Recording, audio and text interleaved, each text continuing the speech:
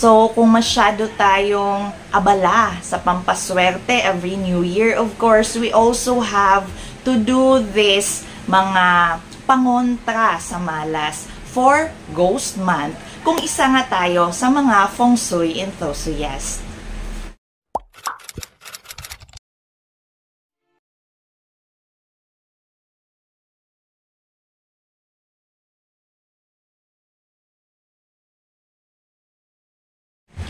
Hi guys, it's me Jan and welcome back to my YouTube channel. So for today's video, usapan natin kung ano nga ba ang ibig sabihin ng Ghost Month, kailan ito nangyayari, kailan ang Ghost Festival for this year 2024 at ano ang mga dapat nating malaman, pakatandaan, mga do's and don'ts para maiwasan ang sinasabing kamalasan for this period.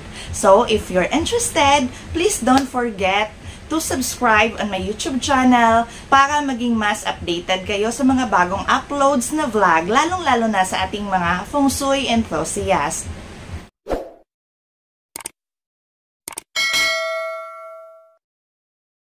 So, for this year, mangyayari ang Ghost Month starting August 4 hanggang September 3, 2024.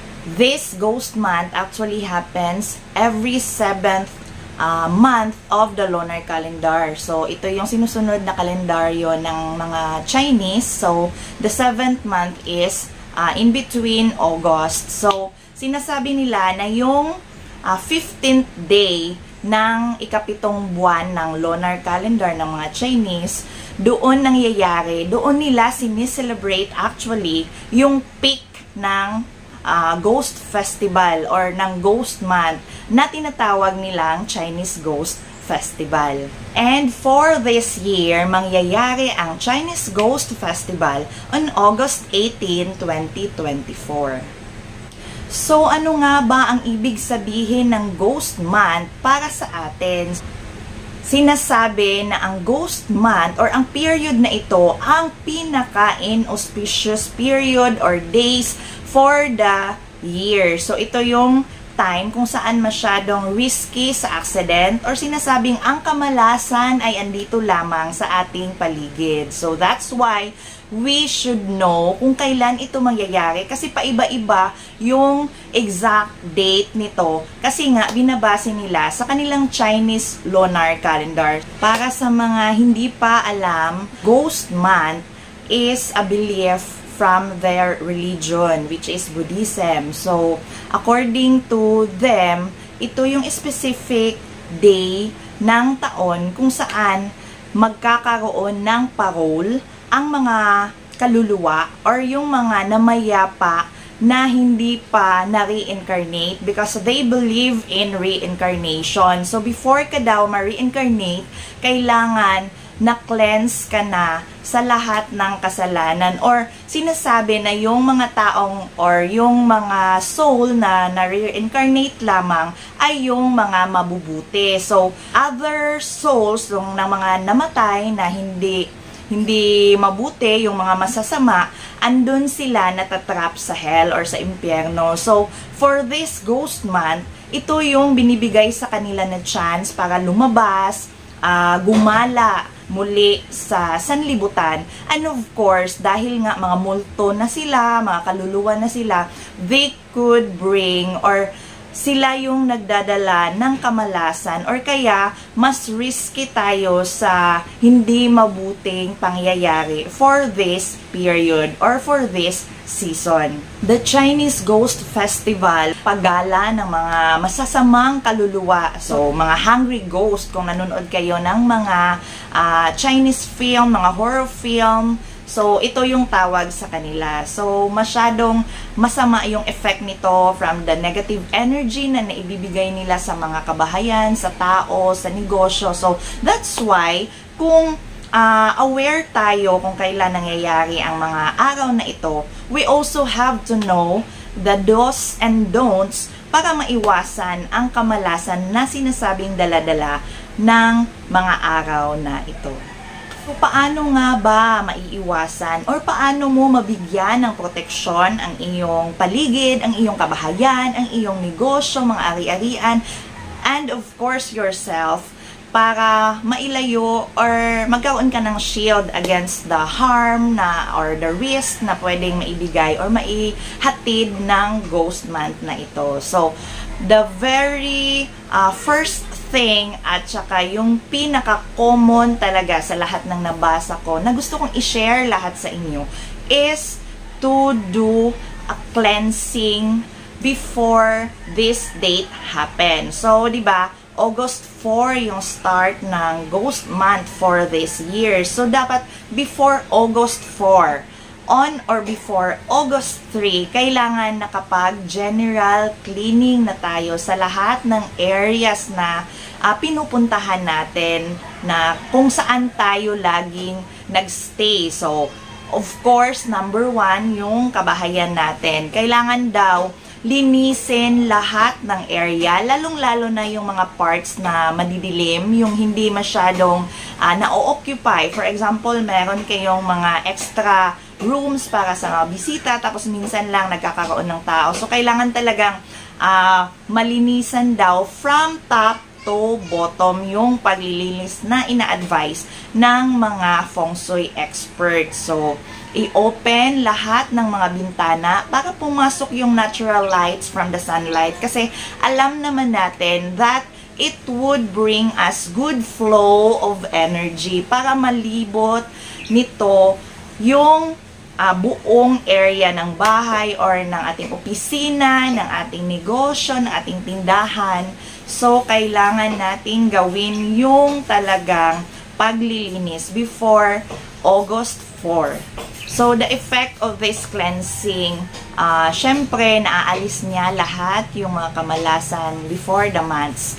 At, of course, it will enhance a good flow of energy sa loob ng inyong bahay para good feng shui na ang meron. So, after mong malinis ang buong area, buong kabahayan, of course, we can do the pampaswerte, pamproteksyon na lagi nating ginagawa, yung pag-aasin. So, ito yung number 1 talaga na ginagawa ng maraming Chinese feng shui enthusiasts. So, yung pag-aasin, yung iba, sinasabi nila na after cleansing, after mapunasan, malinisan lahat ng area ng bahay, lalong-lalo na yung mga pintuan at saka mga windows, kasi yun yung areas kung saan pumapasok lahat-lahat.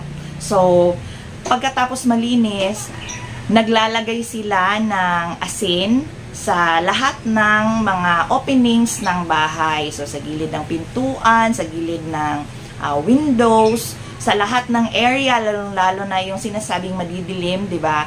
So, lagyan mo ng asin ang mga area na yon. Yung iba naman, nagtutunaw sila ng asin sa tubig. At saka, yun yung last na ginagamit nilang pamanlaw dun sa gagamitin nilang pamunas for cleaning the whole area. So, matapos mong maglinis, magpahid ka pa ng basahan na nilublob mo sa tubig na may asin. So, this pag-aasin is a very known protection para sa mga ganitong masasamang elemento or mga bad feng shui or mga bad flow ng energy para maiwasan or ma-shield yung area natin para hindi makapasok ang masamang daloy ng feng shui sa ating kabahayan.